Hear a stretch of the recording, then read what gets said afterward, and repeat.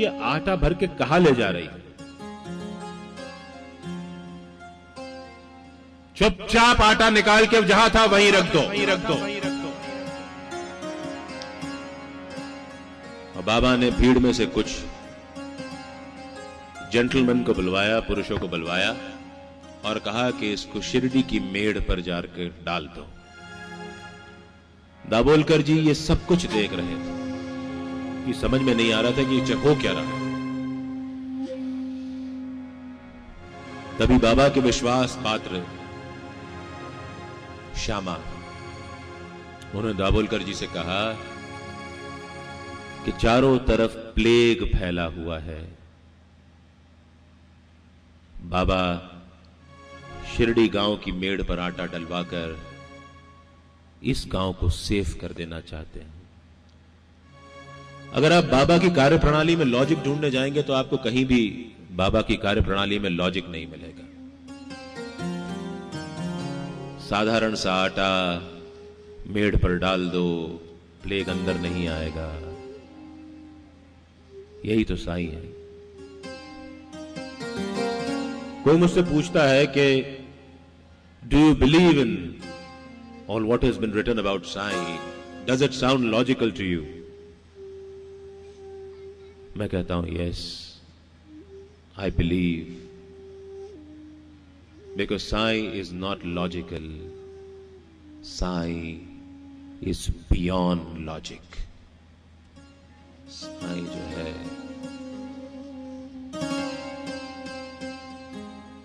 वो हर तर्क से परे है।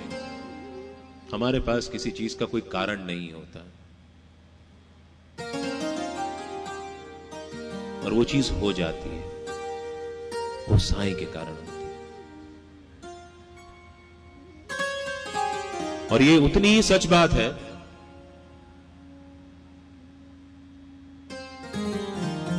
कि शिरडी गांव में प्लेग नहीं फैला। उस गांव में एक भी मौत प्लेग के कारण नहीं हुई।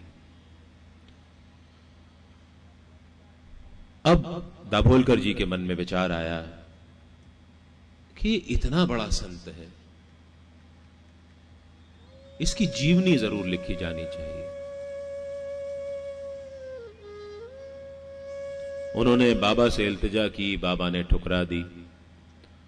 उन्होंने फिर कहा, बाबा ने फिर मना कर दिया, ये कहकर कि मैं तो पागल फकीर हूं, मेरी लाइफ स्टोरी, मेरी जीवनी कौन पढ़ेगा। दाभोलकर जी लगातार इंसिस्ट करते रहे, प्रेशराइज करते रहे। अंत में बाबा के सबसे प्रिय भक्त श्यामा के पास गए। श्यामा ने बाबा से कहा, श्यामा की बड़ी खासियत थी, बाबा से सारे काम बड़े अनकंडीशनली करा लिया करते थे, बिना शर्त के। बाबा तुम्हें इस दाभोलकर को इस बात की इजाजत देनी होगी कि ये तुम्हारी जीवनी लिखे। हर बार श्यामा की बात बिना शर्त मानने वाले बाबा ने अब की बार एक शर्त डाल दी, ठीक है, इसे मेरी जीवनी लिखने की इजाजत है, लेकिन इसके लिए इन श्रीमान को मेरे पास अपना अहंकार छोड़ करके आना पड़ेगा। और जिस दिन ये अहंकार छोड़ देंगे, मैं इनके माध्यम से अपनी जीवनी खुद लिखूंगा। और जो जो भी इस जीवनी को पढ़ेगा, इसे सुनेगा, उसके जन्म जन्म के पाप नष्ट हो जाएंगे। वो धीरे धीरे खुद से एकाकार होते हुए परम ब्रह्म परमात्मा में मिल जाएगा। दाभोलकर जी ने कहा, बाबा मैं आपके शरणागत हूं, मैं सरेंडर करता हूं, मुझे इतना सामर्थ्य दीजिए कि मैं आपकी जीवनी लिख सकूं। बाबा ने उनके सिर पर हाथ रख दिया। दाभोलकर जी को परमिशन मिल गई थी। आज वो साईं सच्चरित्र जो दाभोलकर जी ने लिखा है, जो यहां पर आपके सामने रखा हुआ है, इसके कई सारे एडिशन छप चुके हैं दुनिया की अलग अलग भाषाओं में। और ऑफिशियल एस्टिमेट्स श्री साईं बाबा संस्थान शिरडी का जो है, ऑफिशियल कॉपीज इसकी एक साल में करीब 5 लाख कॉपीज खरीदी जाती साईं बाबा संस्थान की। इसके अलावा अनऑफिशियली बहुत लोग छापते हैं इसको। According to estimates, Shri Sai Satcharitra is the largest read and circulated epic in the entire world. सबसे ज्यादा पढ़े जाने वाला सच्चरित्र है, पोथी है, ग्रंथ है दुनिया में। 15 अक्टूबर 1918 को बाबा ने अपनी देह छोड़ी। हेमाड पंत जी ने अपने जो नोट्स वो बाबा के जीवन काल में बना रहे थे, उनको सीरियलाइज करना शुरू किया। 1922 में साईं बाबा संस्थान की ऑफिशियल मैगजीन साईं लीला में इसके अंश छपना शुरू हो गए 1923 से। 1929 में दाभोलकर जी परमात्मा में विलीन हो गए। तब तक वो इस ग्रंथ के 52 अध्याय लिख चुके थे। 53वां अध्याय श्री बीवी देव ने कंक्लूजन के तौर पे लिखा, उपसंहार के तौर पे लिखा।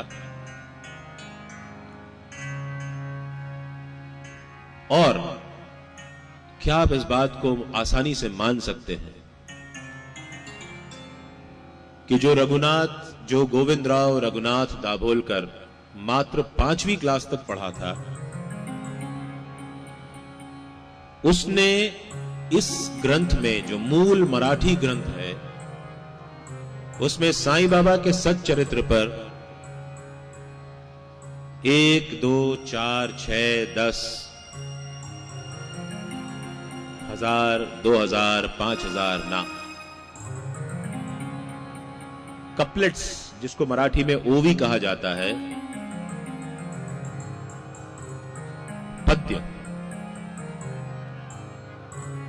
1, 2, 4, 6, 5000 भी नहीं, कुल 9308 ओवियां दाभोलकर जी ने इस सच्चरित्र में लिखी हैं, जिनको लोग पढ़ते हैं और बाबा से साक्षात्कार का, बाबा से मिलने का ये हमारा बहुत आसान जरिया है। सच ही तो है, जब बाबा काम कराते हैं तो ऐसे ही काम कराते हैं, इंसान को उसकी औकात से ज्यादा देते हैं।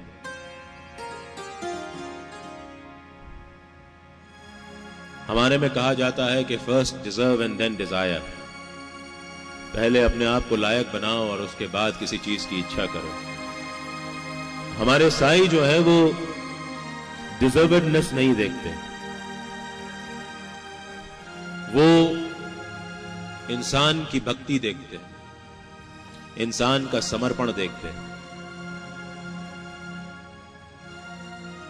और फिर उसको ऐसे नवाजते हैं जिसका कोई हिसाब नहीं। ये जो साईं अमृत कथा है, ये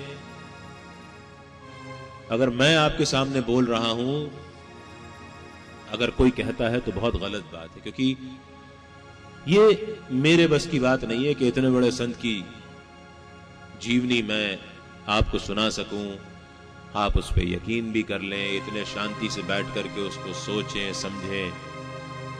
ये मेरी औकात की बाहर की बात है। लेकिन कहते हैं ना कि जिसको साईं राखे उसको कौन चाखे। आप तो सरेंडर कर दो, फिर आप देखते जाओ कि क्या क्या होता है, और फिर हम सिर्फ यही कह देंगे कि मेरा आपकी कृपा से सब काम हो रहा है, करते हो तुम ओ साईं मेरा नाम हो रहा है। क्यों हरीश भाई, ऐसा ही है ना?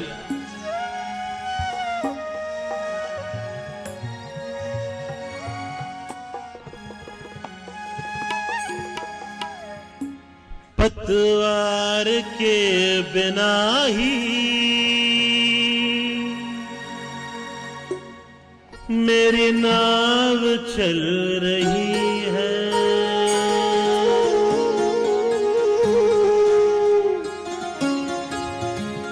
पतवार के बिना ही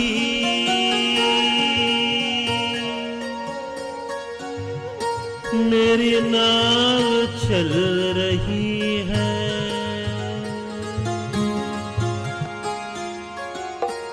हैरान है ज़माना, मंजिल भी मिल रही है। हैरान है ज़माना,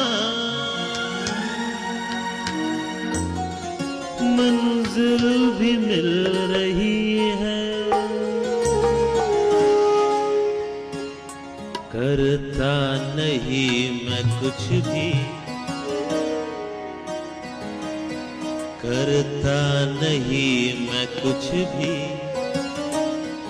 सब काम हो रहा है आपकी कृपा से, सब काम हो रहा है,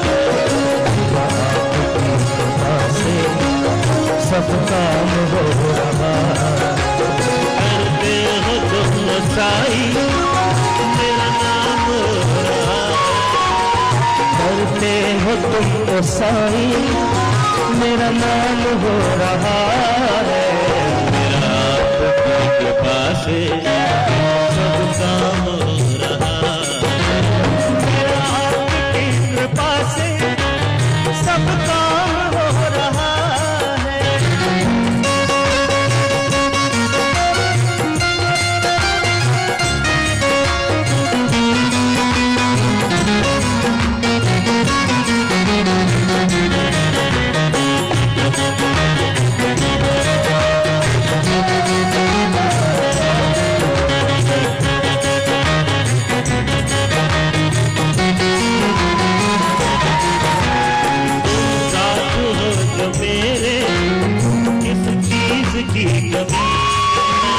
तुम साथ हो जो मेरे, किस चीज की कमी है। तुम साथ हो जो मेरे, किस चीज की कमी है। तुम साथ हो जो मेरे, किस चीज की कमी है। किसी और चीज की अब दरकार भी नहीं है, किसी और चीज की अब दरकार भी नहीं है। किसी और चीज की अब दरकार भी नहीं है, किसी और चीज की अब दरकार भी नहीं है। तेरे करम से गुल ये, तेरे करम से गुल ये गुलमान हो रहा है।